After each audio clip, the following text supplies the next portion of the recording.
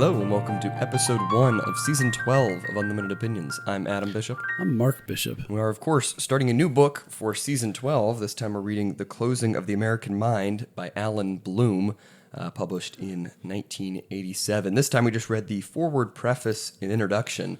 And I don't know if you know a lot about this book or about Allan Bloom in particular. I don't know if we can give any background.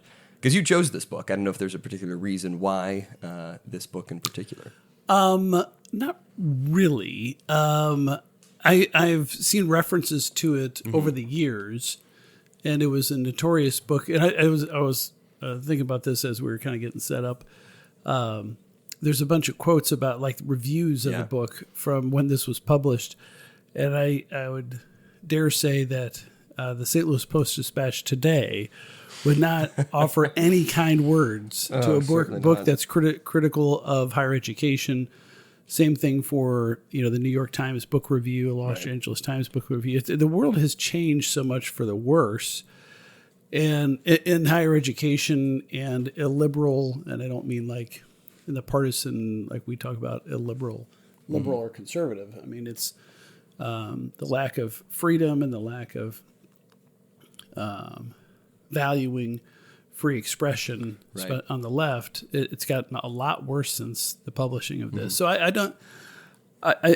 knew that there were, what the general thesis kind of was. Yeah, because for context, for anyone who doesn't know the book, the subtitle is How Higher Education Has Failed Democracy and Impoverished the Souls of Today's Students. Yes. So that kind of gives you an overview of what he's talking about. It was published in 1987. It became like a surprise bestseller.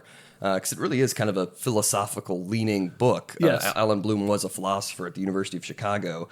I mean, even just from the introduction that we read, it's very, really pretty detailed stuff that he's talking about here. It's not like a real surface level, like here's simply what's bad, here's what's good in education. Like it's a real deep sort of exploration of why education itself has failed. Yeah, and I mean, I was thinking as I was reading the introduction, which is not a short little, hey, this book's about this. That it stands alone as a separate essay. Right. It references a little bit about what the book is about, but it really is just a defense of liberal arts education, classically understood. Right. And natural law theories understood at the time. And so, I mean, I've been interested in it. We kind of bandied around different types of topics, and since I am, in fact, a teacher in quote unquote higher education, I thought it'd be interesting to select this, and I've always wanted to read it. And I mean, that's kind of what I'm doing with my selections is forcing myself to read and discuss books that I have always wanted to read, but never got around to doing it. Yes. Yeah. Hopefully it's a good book. I mean, I'm sure it will be, just judging by the introduction here. Yes. Seems much more of a book that I would pick than you would pick, generally speaking. But I actually have Allan Bloom's translation of Plato sitting on that shelf behind you. Spooky. Or of the Republic there. Yes. So, just one of my least favorite books to read. Yeah, I know. I still don't get that. But yeah, I don't know if you had any like immediate reactions. I guess we kind of mentioned what you immediately thought about the introduction, the foreword, and the preface and stuff here. But yeah, I mean it's hit my sweet spots as far as what I think about higher education now, and now it's expanded or escaped. Kind of like the invasion of the body snatchers escaped. It's taken over corporate America, government. And only now, in the year 2025, is there any real serious issue, a serious effort to roll it back, as opposed to impede it or just kind of slow it down or not feed it as much. But I don't know if it's going to be successful or not. And it just he really hits the nail on the head, which is where he's talking about the moral relativism. As the key component in our inability to educate our populace. And it's so important. And he's articulating it so well just in the introduction. I mean, I'm going a little too far into it, I guess. But anyway, I'm very impressed with the foreword, the preface, and the introduction to this. I could tell it's something that, it's not not an easy read in the sense that you just kind of half asleep, read it and retain it. Right. It's not an easy to read Pulp Fiction novel or something, but it's very well written so far. Yeah. And in that sense, enjoyable to read, I guess I should say. And the foreword's really interesting because that's written by Saul Bellow, not by Bloom himself. So Saul Bellow wrote an introduction to this, who is a novelist and a colleague of Allan Bloom and a friend of his. Yeah. I've actually read this before, this foreword and actually really? the introduction, actually just a few months ago for a seminar I was taking with the Hertog Foundation, specifically on Saul Bellow's book.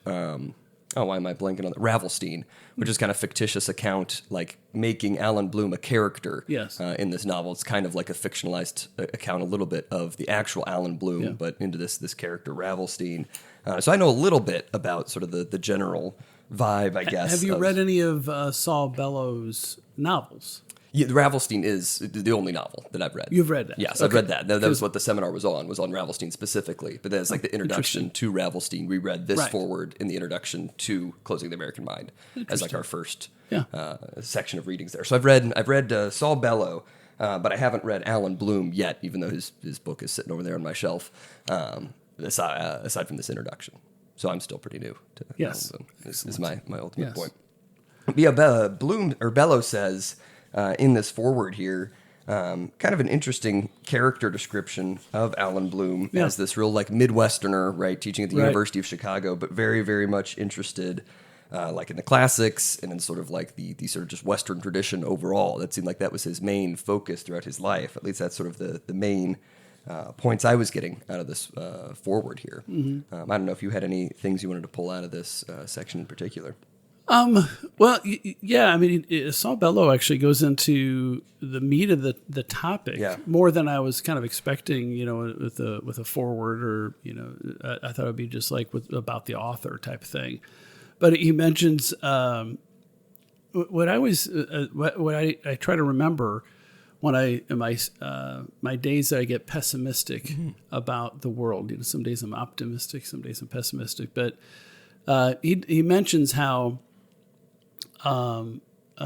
important it is to discuss ideas, and he mentions at the time of Plato and Socrates, they were actually at war at the time, and it was a war that Athens would ultimately lose, and it was certainly uncertain as to who was going to win. It wasn't like they thought they were going to win, and then they lost. I mean, it was a really difficult struggle on both sides, but they were still able to have discussions. And as he mentions, he says, actually, this playful discussion took place in the midst of a terrible war that Athens was destined to lose. And Aristophanes and Socrates at least could foresee that this meant the decline of Greek civilization. And so that gives me, if those guys can talk about these great issues and be great thinkers, maybe I can settle down a little bit about, what I'm feeling bad about, the decline or perceived decline of the United States of America and Western civilization. So that was a good reminder to me. But he's obviously a great writer too. Yeah, I really like what he says. This is on page 12 because as he's sort of setting up things, he's like, this is about Of course, I was already on 13. But go ahead. Of course, but he's talking about the common good and stuff and all the topics that'll be in this book. He says a style of this sort will seem to modern readers marred by classical stiffness, truth, knowers, the good, man. But we can by no means deny that behind our objection to such language is a guilty consciousness of the flimsiness and not infrequently the trashiness of our modern talk about values. Yes. So kind of to your point, like it's not something you can just sit and like read aimlessly. Yes. Like you do have to put in some work to read this book a little bit, but he says that's really our fault. And if it seems stiff, it seems clunky at times, then that's just because we're not working with that same vocabulary that the ancients were working with. Yeah, and of course I'm old, but I've read a lot of stuff. Of course, I've forgotten a lot of stuff from my youth, but like when I don't think I had to do it with so far with this book yet, but I've gotten to reading stuff like for example, I have a subscription of First Things, and it's pretty common for me to have to Google a couple terms in each issue. Or authors to remind myself, or especially if they quote Latin. I took Latin for like 3 semesters, or like a French term, which I know I can pronounce it. I can always pronounce it, But then I'm like, wait, okay, what does that mean? Right. And then sometimes I have to look them up. So it used to be before my generation that there was a foundation of French and Greek and Latin. You know, I mean, 100 years ago, if you were educated, if you had a college degree, you would know Greek, you know Latin, you'd be able to read and understand it. And there was a common base of knowledge that we don't have. Yeah. I mean, Pop culture is our common base of knowledge now. It's especially telling, like if you look at, sort of the best schools in the world, like Oxford and Cambridge, they specifically required no matter what you were studying, I mean, up until like the early 1900s, you had to have knowledge of Latin and Greek. Yeah. Like no matter what you were studying, it could have been the most hands-on STEM type degree that you could have possibly gotten at the time, and you would have had to know Latin and Greek up until, relatively recently in sort of big picture terms. And now you don't even have to know Latin or Greek if you were getting a degree in classics. Yeah, at some schools, it's just insane. Absurd. Some places you don't even have to have knowledge of English. Have you heard the story of, I forget what school it was at, out in, I feel like it was Pitt State. It was out on the East Coast somewhere. I think at some point they're just going to say you don't have to be literate. That's exactly what happened. Oh, okay. There's this girl. Well, I apologize for being not absurd enough. Yes, no, there's this girl who's suing like her school district, like her high school district, because she got accepted to a decent school. I don't know if it was Pitt State, but it's some other pretty notable big state school out there. And she can't write. She legitimately has no ability to write or read. And so she got accepted to the school without, I don't know how she got accepted, but now she's suing her high school, her school district, for not providing her with the education to learn how to read or write. Interesting. So this is an actual thing that's happened. I wonder if the offer to settle would be, how about we just fail you? How about we just take back the diploma, you dummy? Yeah, I mean, because obviously it was not a diploma earned. Right. It's interesting, creative lawyering there, I guess. What's the cause of action? I guess, well, it was a public school. In Missouri, they'd have sovereign immunity. Mm-hmm. I'm not exactly sure how that would be a cause of action, but that's some creative lawyering there. Yeah. It just really seems embarrassing. Yes. Sometimes I wonder, why people will file a claim that is just so embarrassing. And sometimes I'll have clients come in that want to make a claim, and they say, well, they want to make a claim for emotional distress, too. Like they broke their leg, and now they're afraid of driving because of the car accident. I have to tell them, well, if you make an emotional distress claim, then all of your psychological history gets opened up. Because just like if you broke your leg a month before you break your leg, then they have to know about the previous break. But I wonder, what people are thinking when they file these lawsuits, because sometimes it opens up, Pandora's box, so to speak. But I mean, it's, I see it with my students. I have another class I just started last week, and just getting to know them now. So I'm not speaking of the current class because they seem very bright. We'll see how it progresses. But in the past, I've been astounded that some of my students in a community college were able to graduate from high school. Yeah, and they there'll be a couple of them. Like there's one student that got less than 50% on a true-false multiple choice test. That's hard statistically, to do. Yeah. I mean, you're randomly guessing you get at least 50%. Well, on the true-false, and if you can read and write, and she attended the classes, right? So you would think that you think you'd be able to narrow it down so you get at least a 75. You would think. So I don't know what the story was behind on that one. Right. They do have programs, so I'm able to refer students for academic assistance. Mm-hmm. I don't know if that person ever followed up with that kind of stuff, but it's so this is topical for me because I'm kind of in that field, dabbling my toes into being an instructor. They call me Professor Bishop. Yes. I think I should, although one guy calls me Mark. Because this is I think the third semester. That's fine. He's about my age anyway. Oh, okay. So it's not like it's some like young kid 20-year-old. No. He's maybe he's younger. I don't know, but certainly not in his 20s. Right. Not in his 30s either. Right. So I mean, it doesn't offend me. It's just like, oh, okay, well, Yeah, I have not yet taught a class, so I don't have Yeah. experience like that. But I mean, even just being in class with other people, and it's like the excuses you hear sometimes, where it's like, well, I don't know how to write a paper like this. Yes. Like it'll be like my second, third year in college, Right. Back at Truman, and it's like, well, what do you mean you don't know how? And they'll be like, well, nobody ever taught me how to write like Yes. this. And like, granted, you should be taught how to write. Like that is a skill that needs to be taught at some level. Yes. But at some point, if you're reading papers like this, which presumably you are because you're in college, there's a certain amount of that where you'd be able to just kind of learn by reading it, and you'd be able to sort of mimic that. But some people, it's just like, well, if it's not explicitly taught to me in a step-by-step format, Right. I just can't do it, or I won't even try to do it. Right. It's just bizarre. It's very strange. I did in my opening class, I did mention there will be no extra credit. Because I mentioned to them every semester, I think it's every semester, some student will be halfway through the semester and have a high B, and they'll send me a note saying, I have, Mr. Bishop, I have a 4. Do you have allow extra credit? I have a 4.0 right now. I'm afraid I might get a B in your course. Extra credit would, help me maintain my 4.0 average. My response is no. If you can't get an A on multiple choice true false, I don't say that the half part of this. I'm like, no. And quite frankly, it's more work for me. Yeah. Why should I do more work?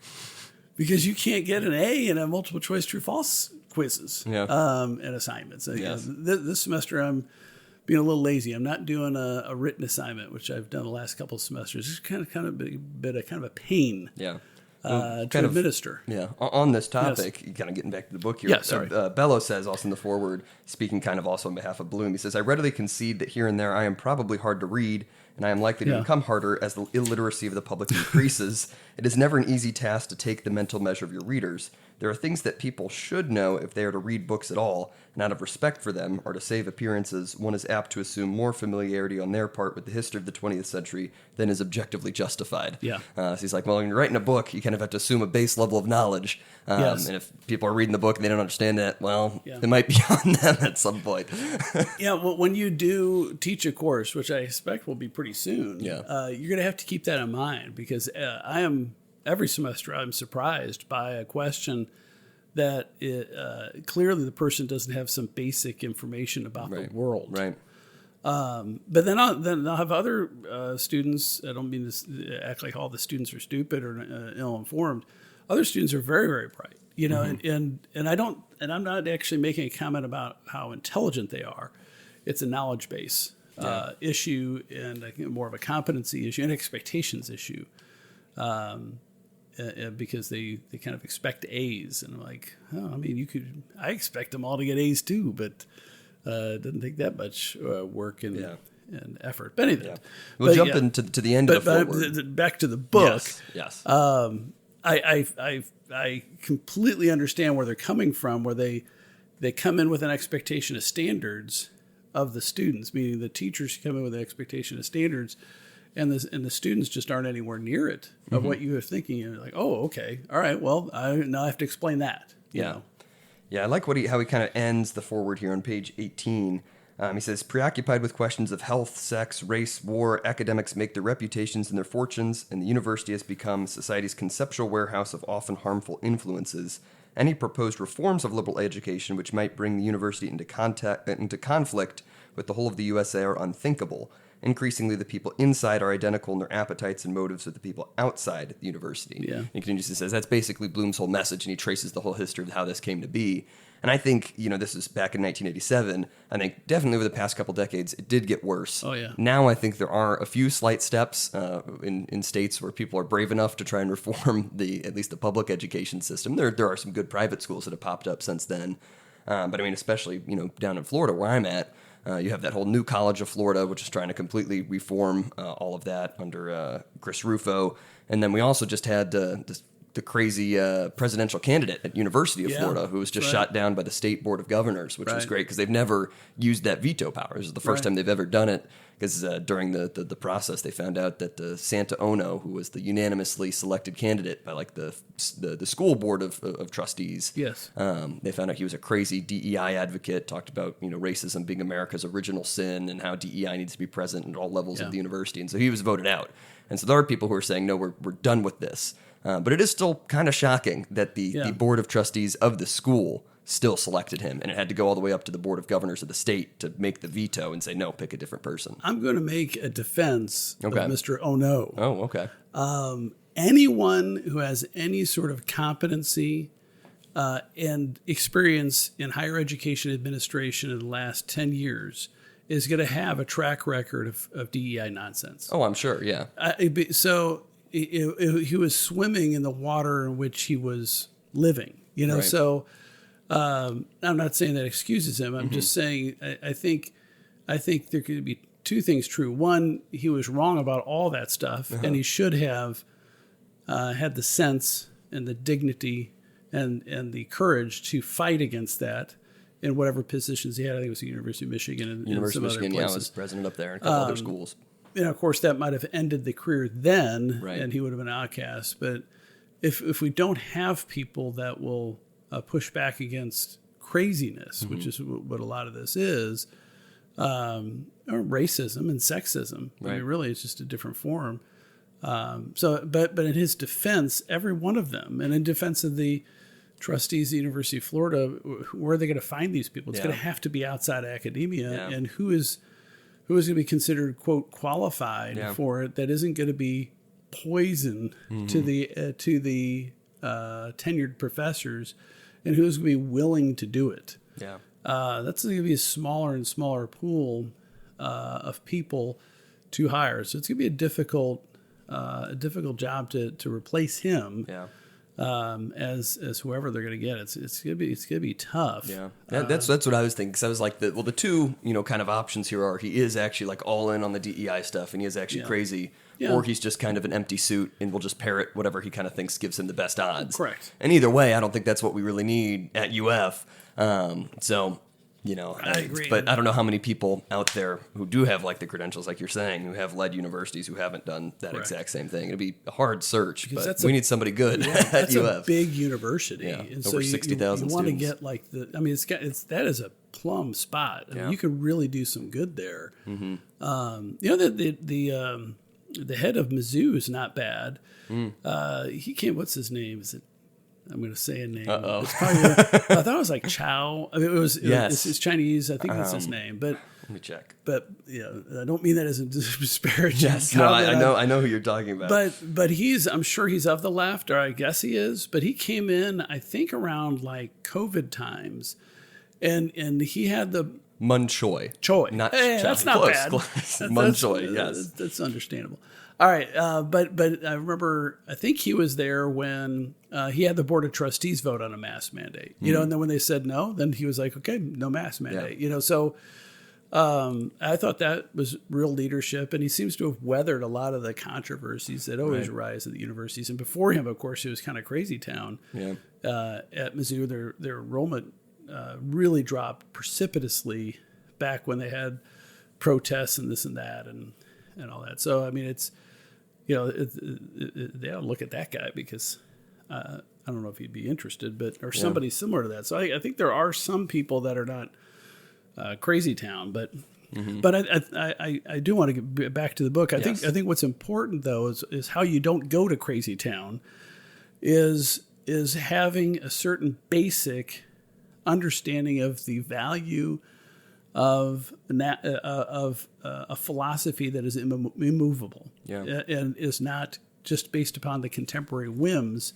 And back on page 17, you're going back. Yes, this is ridiculous. He mentions on the end of that paragraph at the top of the page. He says the soul has to find and hold its ground against hostile forces, sometimes embodied in ideas which frequently denied its very existence, and which indeed often seem to be trying to annul it altogether. Right. And he's talking about being able to defend your core beliefs in your soul, and to be able to believe in something that's not relative to everything else. Right.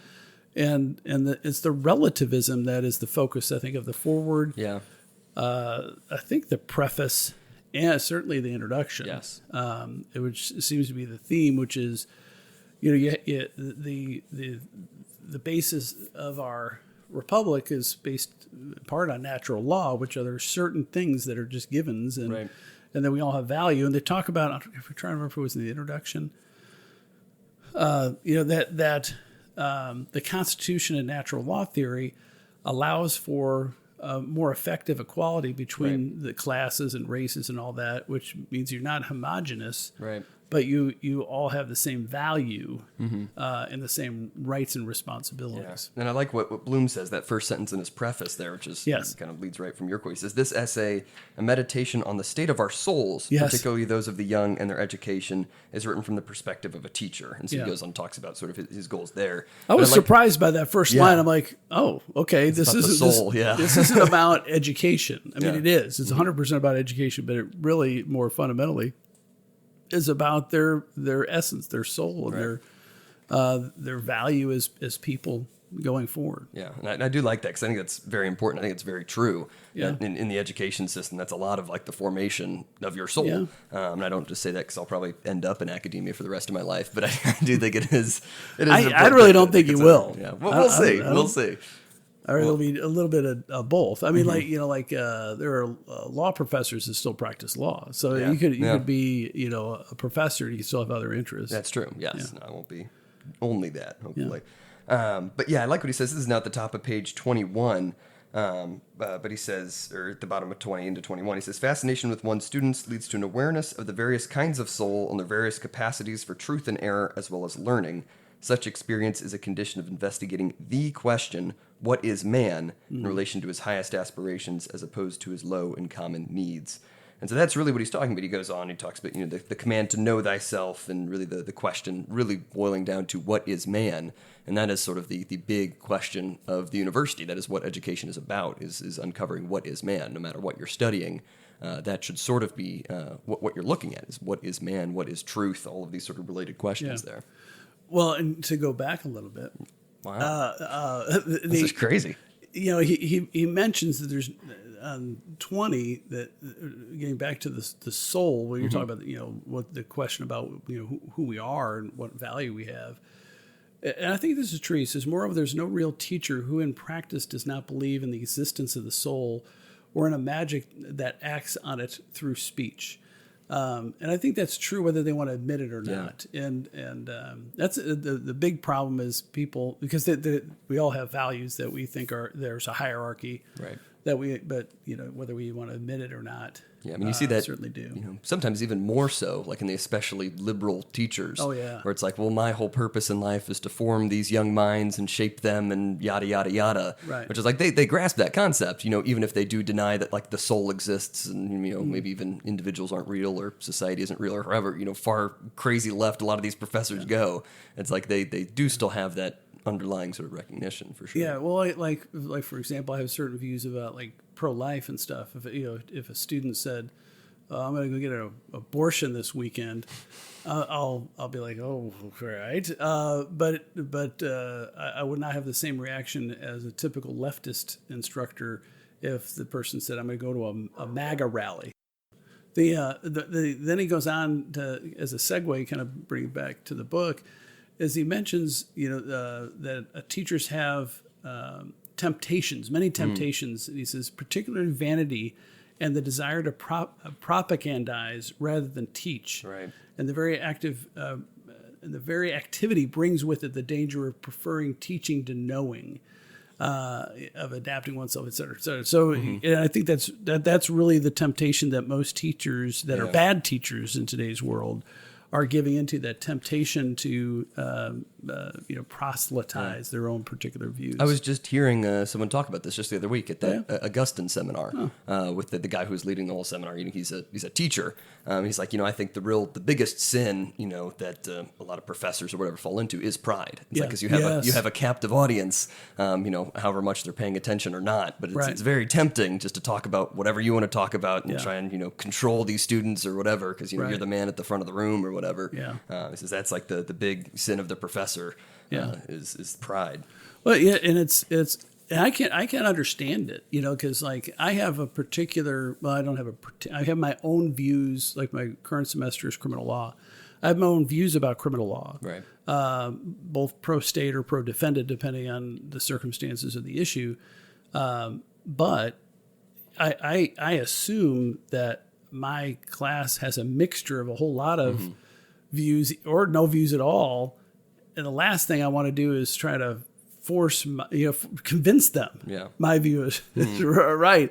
I'm trying to not editorialize as much as I can, although I have to have some of that going on because I'm also using real world examples, and so there's going to be some editorializing that I will be doing, but that stuff's not going to be on the exams. Right. But I understand that temptation, because it's like, okay, I got this group of people and they're young people and I can help mold them into being great people like me, and that's never going to work, and it's not your job. They ask you to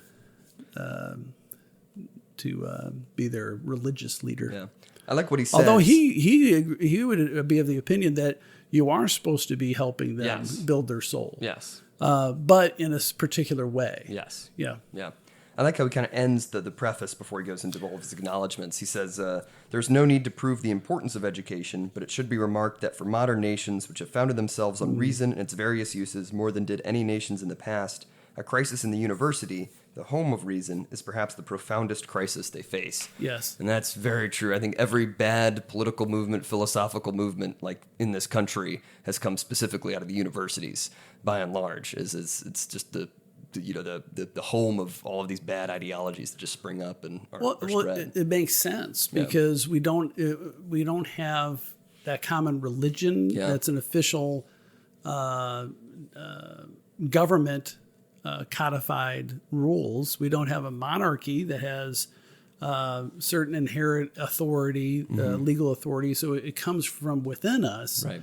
And we if the education system is failing us as a society, that it's going to result in dysfunction in government and in society. And that's the truth, I think. Right.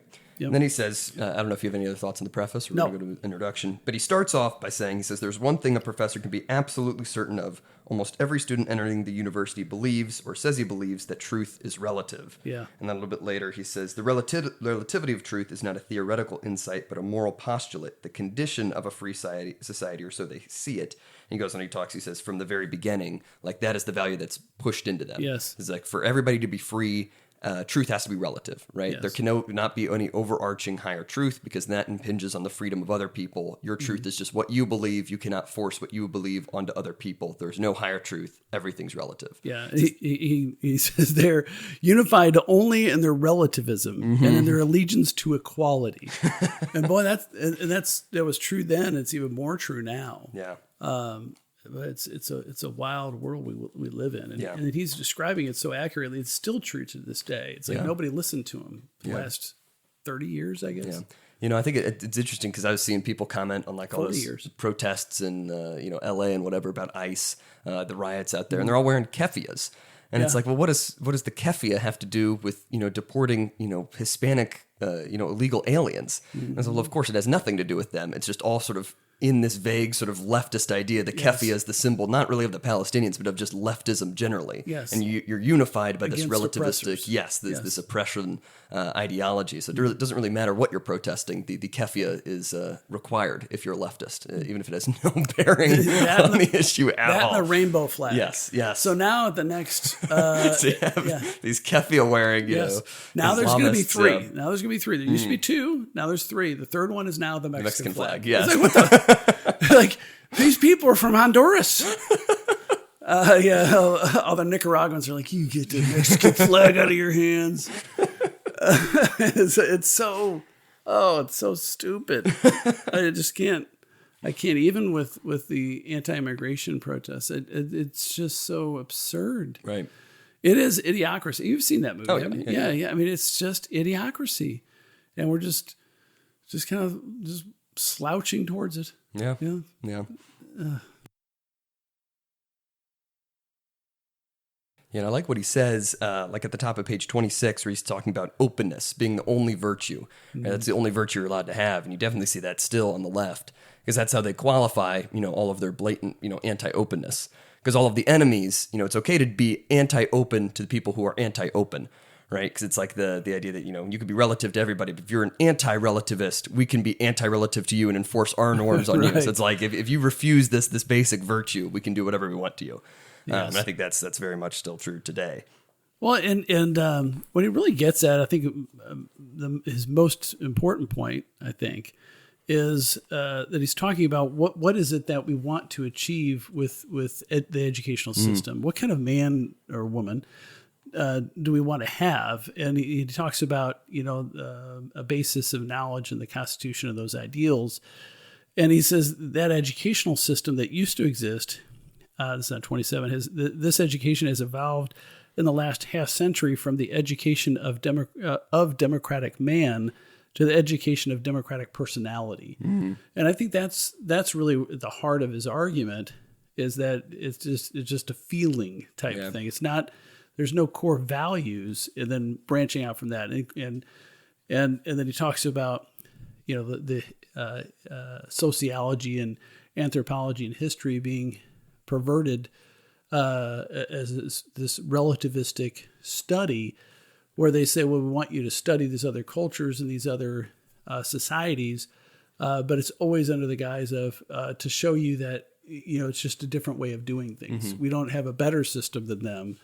When it used to be 60 years ago, or maybe earlier than that, it was our system is better. This is this other system.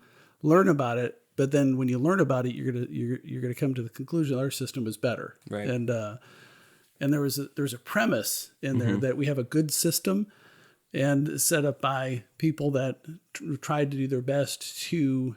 And he talks about, I think one of the authors talks about the factions and the minorities. I don't know if that was in the introduction. I'm trying to get kind of turn around. I think it might be. He says, this is also on 27, he says the old view, the good view of education, the American view, was that by recognizing and accepting man's natural rights, men found a fundamental basis of unity and sameness. Class, race, religion, national origin, or culture all disappear or become dim when bathed in the light of natural rights, which give men common interests and make them truly brothers. Yes. And that's very true. That's like the really only firm basis, because otherwise, if you don't have that basis, everything will eventually just boil down into these factional disputes, because you have no common unifying principle. If all I am is just my race, my religion, my, et cetera, then, well, that's the basis of all of my beliefs. You have to have the basis, know that I'm a human person with certain inalienable rights, these natural rights, and then we can move from there. The principle, the base principle can't be all these identity labels that have become the sort of basic principles for a lot of people now. Yeah. Speaking of that, there's an article in the student newspaper at my college that talked about the governor ordered no more funding for DEI programs. Right. So of course they just reassigned people, and then they interviewed several of the people, and then a philosophy professor, which I was amused by. She was really disturbed by the lack of funding for DEI because she's the only black female philosophy professor in the system. And so she really needed that. She didn't really articulate why, though, other than she's the only one. Right. I suspect, but don't know, that may hurt the cause of hiring other black female philosophy professors. Or she could be brilliant, and then by her example, she'll pave the way, which is the way it used to work. Reassure people, but with her anyway. So they've blatantly said we're just reestablishing these as different named. We're still going to do the same stuff, but it's now going to call something different, which is, I think, is funny. which is just a lack of truth and honesty in the whole educational system, which is part of the problem. Right. Yeah, and then he kind of moves on. He talks about freedom on page 28. He says that's another one of the big, it's so much related to openness, right? Everybody needs to be open to everything, and that means freedom is also one of those, kind of after openness, the one good thing to achieve. But he says the insatiable appetite for freedom to live as one pleases thrives in this aspect of modern democratic thought. That is, the openness idea. If I'm open to do whatever I want, open to whatever ideology, there's no truth, then I'm free to choose and do whatever I want and to make reality as I see fit. And so it's like the more and more freedom, that's sort of the driving, one of the driving factors of we need to just have absolute freedom. And that's, because there are no absolutes, but freedom is absolute, as he says. Yeah, and his discussion on the minority issue, I think, starts in 31. So that's why I was thinking, I was getting a little ahead of myself. But he mentions for the founders, minorities are in general bad things, mostly identical to factions. Selfish groups have no concern as such for the common good. And so he really has an emphasis on natural law, that there's certain rules that apply to everybody no matter what. And then the common good seems to be a big focus of his. That the idea is, it's okay to be a minority or it's okay to be a group, but the point of the educational system is find the common good among all of us that we can agree on and pursue that. And I think that really hits a nail on the head of what's wrong with that we were talking about earlier, those groupings where it's like, well, that we have these various smaller groups that all have their own grievances. So we'll just glom onto each other, and the gay rights advocates are glomming onto the Hamas thing, which all of us who know anything about either of those groups know that's not a marriage made in heaven. No, it is not, so to speak. Because but they all hate the same people, which is me. Yeah, right. Because I'm a white conservative Catholic, right? And so we both hate him. Yes. So we're on the same side. Yeah, exactly. The enemy is my friend, so to speak, but they don't realize that they're enemies. They won't acknowledge they're enemies of each other, or opponents, I shouldn't say enemies. They're opponents of each other in all ways. The Pride crowd is an opponent of Islam, and Islam is an opponent of them in all ways. Yeah. I mean, I don't think there's anything that the Pride group is in favor of that is consistent with a Hamas religious or political worldview. Yeah, don't you think? I don't think so at all. They murder them. Yeah, they literally throw them off buildings. Yes. But only if you shoehorn it into the oppression sort of like the grid, totem pole. Where it's like, well, the Muslims are more oppressed than the Jews, therefore, and because the gays are more oppressed than the straights, therefore we're on the same side because we're both oppressed. Yeah, I think that's generally the reasoning there. But I disagree 100%. Really? My reasoning is it's a hierarchy of hatred. They say love is love. No, hate is hate. They hate the same people. Me. Yes. Or people like me. Yes. And so that's all. They don't hate, the gays don't hate the Muslims for whatever reason. And the Muslims don't, the Muslims hate the Jews, right? Hamas Muslims, not all Muslims, not all gay people, but, the activists at the left-wing side. So I'm going to make sure I'm clear that I'm talking about a specific section of them. But I think it really is a coalition of the hate, the hateful people. Actually, hateful eight. There's probably 8 of them.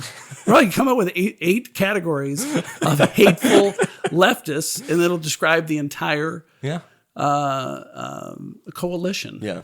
So one is the LGBTQI, the sex people. Yes. The Hamas militant type people. So the BLM types, the racial grievance. Yeah, the racial grievance type people. The Hispanic nationalists now. That's kind of a group. That's a new one. That's not new, but they're really asserting themselves because, well, why not? The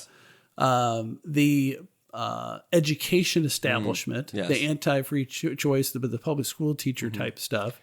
Did you throw in like medical establishment, like related to COVID type things? I don't know if they're not really a presence anymore, I guess. No, there's a lot of overlap, but I don't consider them. So I'm up to 5 now. That's 5. Climate change people. Oh yeah, Yes, we can't six, forget. Yeah, yes. they've been kind of on the back burner. Yeah. That's because Greta Thunberg had to even switch over to. Well, they hate Jews more than they hate the carbon. Yeah, the Jews control the weather. Yeah, I've heard that. I've heard that. So maybe it's all actually related.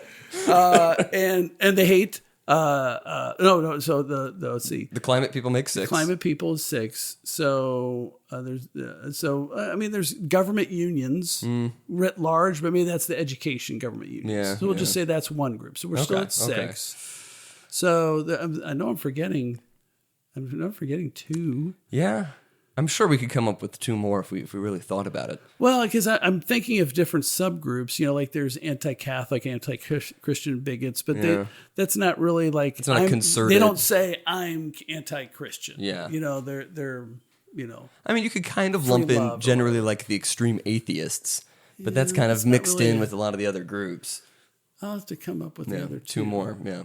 But that's a good foundation of 6, I'd say. That's about a good 80% of them. Yeah. But back to the book, kind of throughout page 31, I really like his point because we've completely, I think, moved away from the idea of like the melting pot properly understood. For sure. Yeah, they consider that racist. Yeah. No, they're opposed to it. Yeah, because that's implying that you have to assimilate into a new culture. And you can't do that because now their idea of America, and I think a lot of them have tried to retcon it, like a lot of the educational types, the history part. Well, it wasn't so much a melting pot that you become one culture.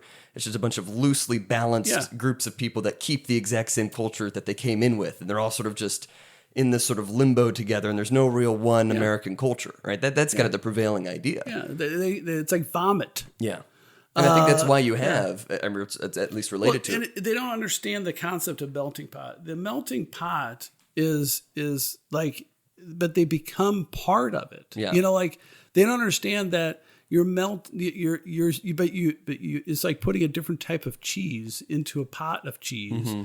You're changing the flavor of the existing cheese. You're having your influence, and you're changing the pot of food because you're melting something else throughout it, and you're making it hopefully better for everybody, including yourself. And it's like they don't recognize that there's a contribution there and there's a value to it. And so the people in the pot who are already melted together in some form or fashion are welcoming somebody else in there and becoming like a new version of it over time. I mean, it's a beautiful concept.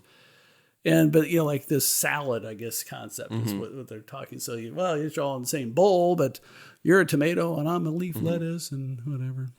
Yeah. Yeah. That's what they're saying. That's true. Like, that's true. Because we're not unified as anything. Yeah. Yeah. Crazy people. Yes, exactly. But then he talks about, I really like his kind of aside. I'm forgetting where it's at, but he's talking about the South. And essentially, he recounts this story. I think it's in here about how he lived with a Southerner in his dorm when he was first in college, and he was so astounded that like the Southerner was providing the exact same sort of openness, relativist ideas to defend the South's use of slavery. He says, well, that was just our culture. Correct. And that was kind of like the turning point, it seems, a little bit for Bloom to realize, well, hang on, maybe openness isn't the defining value. If openness and relativism can be used to justify slavery, which obviously it can. It's like, well, that was just their culture. That was just their way of life. If everything's relative to everybody else, then why couldn't we let them just keep all the slaves? Yeah. And I think, you see that all the time with all these other issues we're talking about. Yeah. And there's a lot of parallels between the new left and the secessionist South. Because like these sanctuary cities, that the what they're espousing and they're articulating is states' rights and segregationist policies. The trans thing is the exact same arguments. That civil rights don't apply cross borders. It's the same argument the pro-slavery Southerners made. I mean, exact same. And Victor Davis Hanson and others have been talking about this for 20, 30 years. And that I hadn't picked up on the cultural moral relativism. I don't know if I've seen it anywhere other than here, but he makes a good point because that's what the South, the defenders of the slavery system were saying. Well, this is just our system. It may not be perfect. You may not like it, but it's no better or worse than your system. Right. Who are you to say, I can't have slaves? Right. And you could see how that could be allowed as long as the races were reversed. Right. You know, right. I mean, but other than that, it's the same logic that's being applied to a lot of this moral relativism as it applies to different really bizarro cultural practices, and how they don't mention, the Mayans, human sacrifice and that kind of stuff when they talk about, La Raza and all that kind of stuff. Yeah. Because I like what he says on 33 too, where he says like the civil rights movement shows a very clear example of that. Like Yes. the early civil rights movement was very much natural law, right? Yeah. It's like you white people are violating your own natural principles that you've sort of said are applicable to everybody. Mm-hmm. But then you see with the Black Power movement later on, then they just completely turn on that. It says it had at its core the view that the constitutional tradition was always corrupt and was constructed as a defense of slavery. Its demand was for black identity, not universal rights. Mm-hmm. It says, and that's how a lot of these social issues go, is you start off sometimes on sort of the right principles, on the right arguments, but then you become this entirely just complete factionalized thing that moves away from the natural rights idea at all. And his segue, I always go forward a little bit, but you can always go back. But on 37, he talks about, the alternative to that type of, that relativism is to have a certain amount of ethnocentrism with regard to being an American, like the Greeks had with the Greeks. They would study other societies and other cultures, but they always had their own, you call it a prejudice or the favorable impression of the Greek system. They could learn from other systems, but they had a certain ethnocentrism based upon their own society that they had an inherent value for. They knew it was valuable, and they were, of course, taught it was valuable.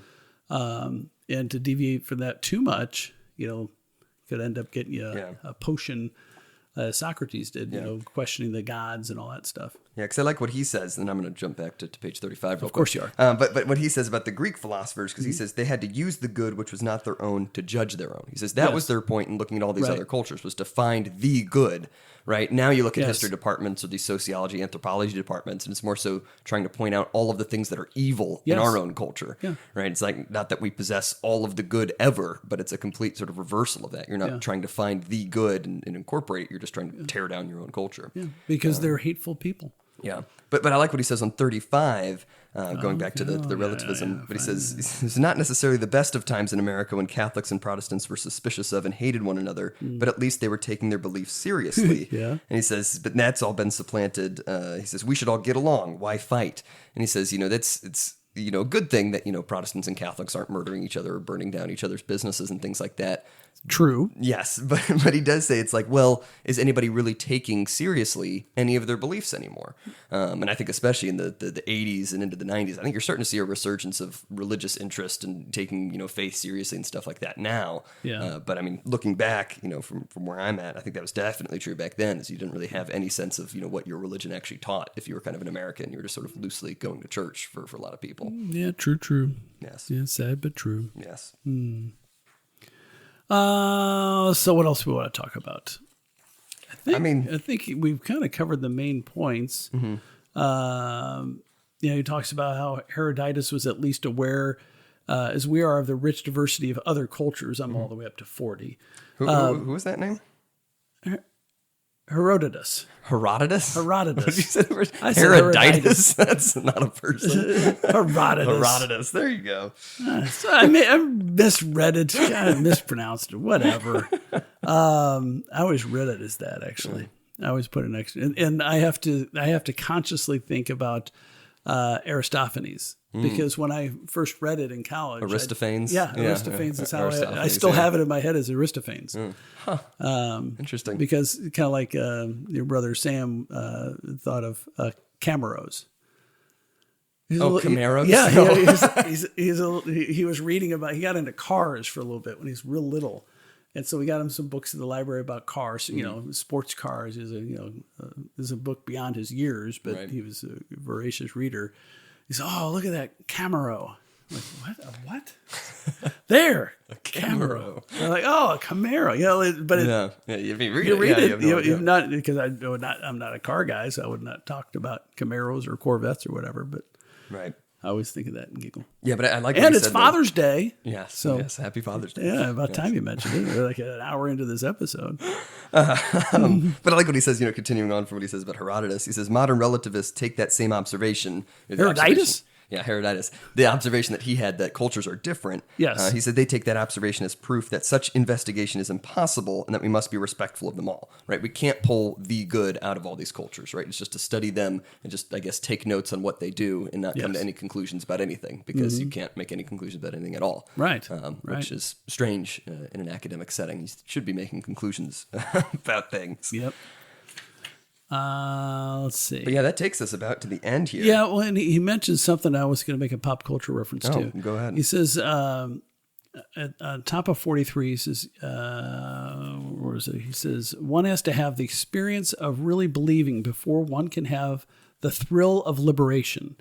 So I propose a division of labor in which I would help to grow the flowers in the field, and he would mow them down, meaning this guy he was having a debate with. Which is a good story. Yeah. I really like what he says about this. So where he's saying that you have to have a belief system before you can have any sort of feeling of liberation, and that reminds me of a movie which became like a Broadway play and made Jack Black a lot of money. School of Rock bothers me. Because the only way that his character was successful was because all of the students had been taught vigorously music. And they were all proficient in music before he stepped foot in that classroom. Yeah. And then he made them into rock stars to free them up. But the real hero are the students and the prior teachers who made them into the brilliant musicians that they were. Right. Them and their parents and the previous teachers. This guy just comes along and puts some rock songs in front of him, and he's the hero. It bothers the hell out of me. But yeah, Think of how many hours of hard work these classically trained young boys and girls were before he walks in and says, "Hell, I'm going to free you up." Oh, thank you. You're the hero. Yeah. But I really like the story because he says, he was in a debate with this professor of psychology. He says he said that it was his function to get rid of prejudices in his students. He knocked them down like 10 pins. I began to wonder what he replaced those prejudices with. And he goes on this sort of discussion about, well, what are you replacing them with if there's just nothing there? He says, I found myself responding to the professor of psychology that I personally tried to teach my students prejudices, since nowadays, with the general success of his method, they had learned to doubt beliefs even before they believed in anything. Yes. Without people like me, he would be out of business. He's like, I want to teach them prejudices. And there's a lot of truth to that there are some things that you think like prejudgment, right? I mean, of course, you shouldn't, have negative prejudices where it's like, I think that person's evil because I can look at them and see that they are evil, but you're going to have prejudices. You're going to have prejudgments about things based on the sort of goals that you have, what you think the purpose of things are. And that's not a bad thing necessarily. You need to have those beliefs because otherwise you can't orient yourself towards anything. Yes. There's no basis for anything. Yeah, and like he mentions Descartes, who famously was the philosopher that says, I'm going to question everything, every premise, and I think therefore I am. But which was said in a much better way by St. Augustine in the Forewords. Yeah, well, anywho.